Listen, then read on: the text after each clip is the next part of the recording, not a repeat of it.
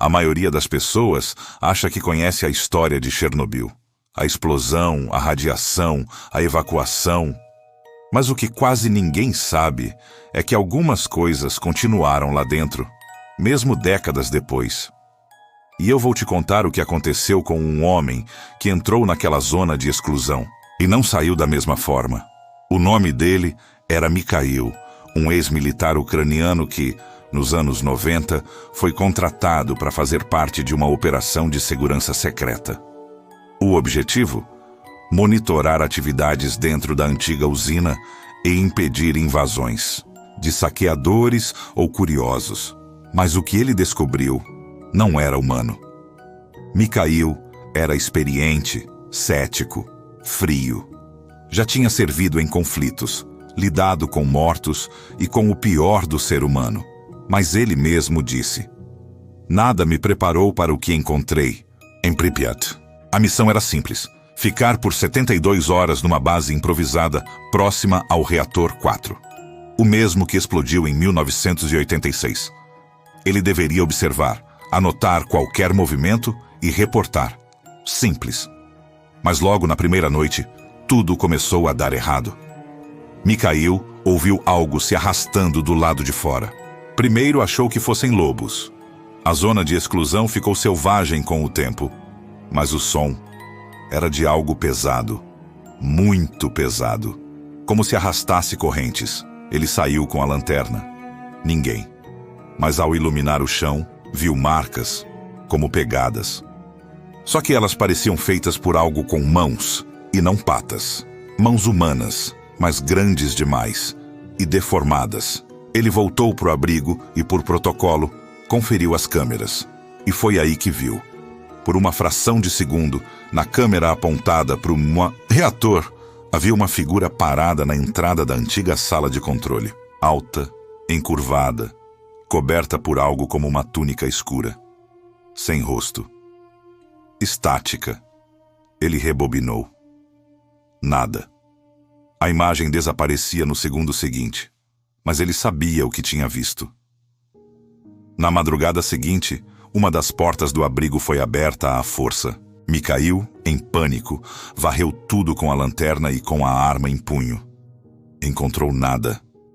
Exceto por uma coisa. Uma das paredes do abrigo estava riscada com símbolos estranhos, gravados fundo, como se feitos com garras. Um dos símbolos parecia um número, o 4.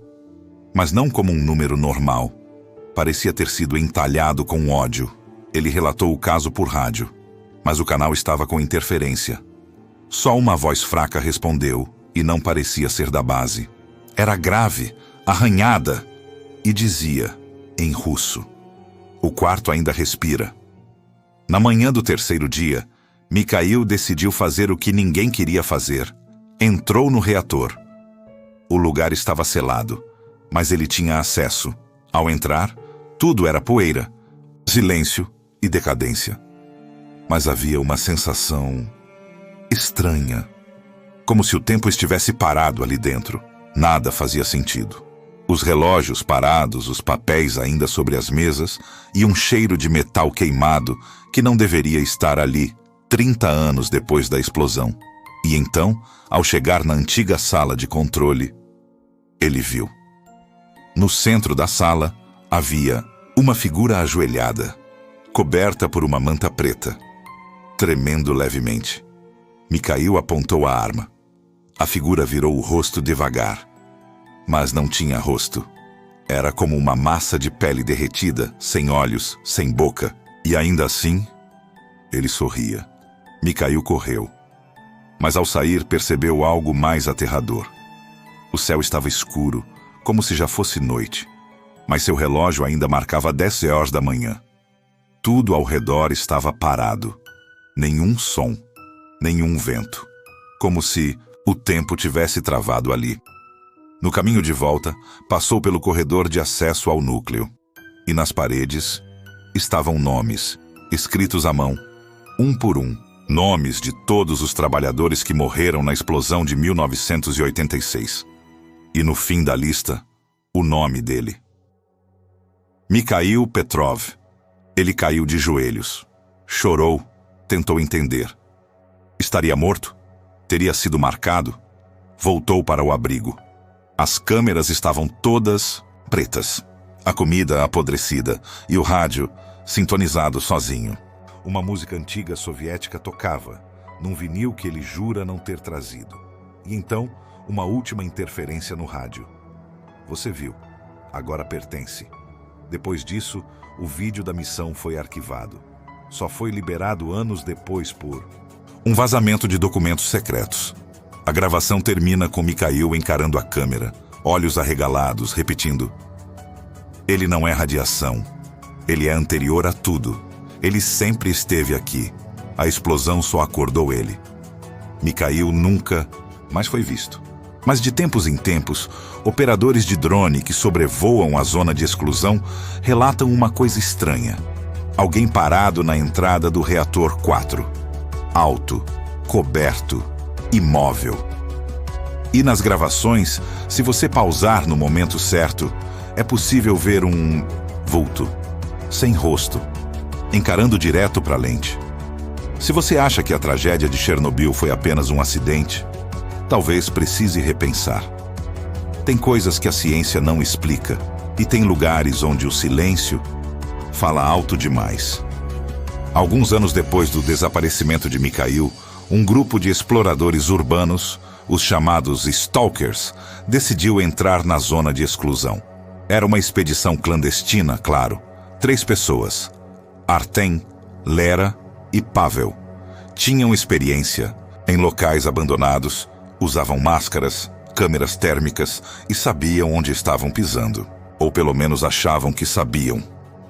O objetivo deles era gravar um documentário underground, mostrar ao mundo o que o governo escondia em Pripyat. O vídeo nunca foi publicado oficialmente, mas um trecho vazou na Deep Web. Um vídeo de 12 minutos, que foi removido de todos os lugares logo depois. Nesse vídeo, os 3 aparecem explorando o reator 4. Luzes fracas, clima pesado. Pavel segura a câmera. Eles estão rindo, tentando quebrar o clima, mas aos poucos vão ficando em silêncio. Começam a ouvir barulhos metálicos, como algo roçando ferro contra ferro. Eles descem um corredor que teoricamente deveria estar lacrado. Mas a porta está aberta. E ali dentro, eles encontram um quarto que não aparece em nenhuma planta da usina. Um quarto completamente revestido com chumbo, coberto por espelhos rachados e símbolos riscados com algum material preto. No centro, uma cama hospitalar. E sobre ela, uma máscara de solda antiga, como as usadas durante os primeiros dias da contenção do reator. Lera se aproxima e encosta na máscara.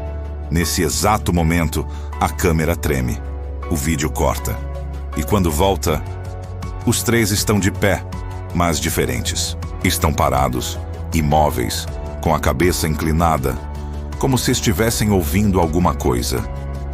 E atrás deles, refletido num espelho quebrado, aparece uma silhueta.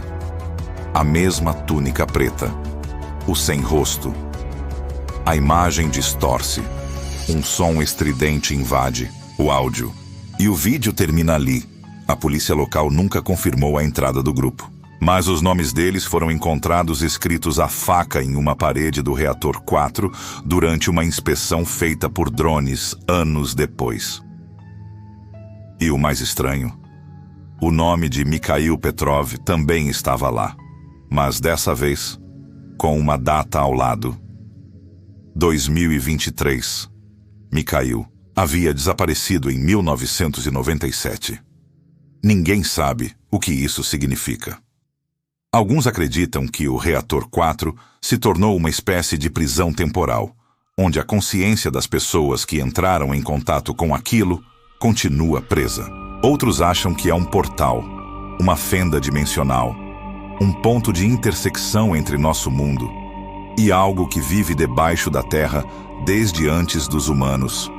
Alguns cientistas alternativos teorizam que a explosão de Chernobyl não foi apenas nuclear. Ela foi espiritual, uma ruptura, um gatilho, que libertou algo que estava contido há séculos, Talvez desde a época em que a terra daquela região era considerada amaldiçoada por tribos antigas. Há relatos de aldeões que evitavam aquelas florestas séculos antes da usina existir. Eles falavam de um espírito da terra, sem nome, sem forma, mas com fome. Hoje, dizem que o nível de radiação em Chernobyl diminuiu muito, mas ninguém fala sobre os sinais estranhos nos instrumentos, ou sobre o fato de que, toda vez que um drone sobrevoa o reator 4, uma interferência aparece no áudio. Sempre o mesmo padrão, uma voz grave falando em russo antigo.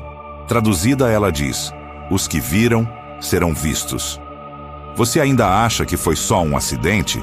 Se você chegou até aqui, parabéns. Poucas pessoas conseguem ouvir até o fim uma história assim e continuar com a mente no lugar.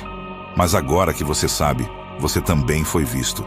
Se quer continuar ouvindo histórias que talvez não devessem ser contadas, já se inscreve no canal, ativa o sininho e deixa o like. Isso ajuda muito e garante que você receba o próximo relato antes que ele desapareça também. E comenta aqui embaixo: você acredita que Chernobyl esconde algo além da radiação? Ou será que a explosão foi só o começo?